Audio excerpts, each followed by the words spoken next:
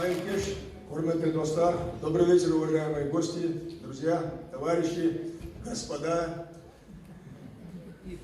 Вы знаете, когда в обществе согласие, когда в обществе дружба, взаимопонимание, дышится легче.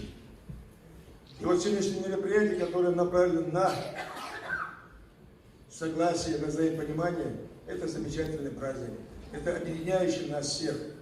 Нет ничего ценнее согласия, нет ничего ценнее мира. Сегодняшние реалии – это самый важный момент, когда мы живем в таком благословенном государстве, как Казахстан, уже 30 с лишним лет в мире, согласия, взаимопонимания.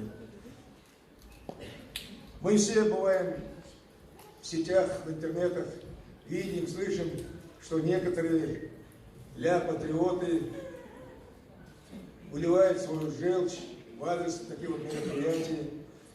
Эти люди, они недалеко ума, я так скажу, которые не знают, чем живут люди в его стране, общество, в котором он живет, чем дышит, не интересуются той свободой, как она далась нам всем, через какие трудности мы прошли в 90-х годах. Мы прошли благодаря мудрой общенациональной политике нашего первого президента. Мы сегодня видим и ценим то, что мы заработали, заслужили и сделали, создали. Мы сохранили свой мир, сохранили свое согласие, взаимоуважение, взаимопонимание всех этносов нашего Казахстана.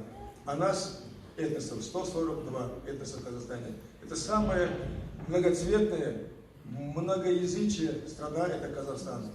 И сегодня мы подаем пример всему миру, показываем, как надо жить, как надо ценить взаимопонимание, уважение и отношения друг к другу. Поэтому я желаю нам всем мира, добра, благополучия. Пусть такие праздники всегда будут, и только такие хорошие праздники будут, и чтобы мы только на такие хорошие мероприятия собирались и получали удовольствие от того, что мы видим друг друга, улыбаемся друг другу, пожимаем друг другу руку.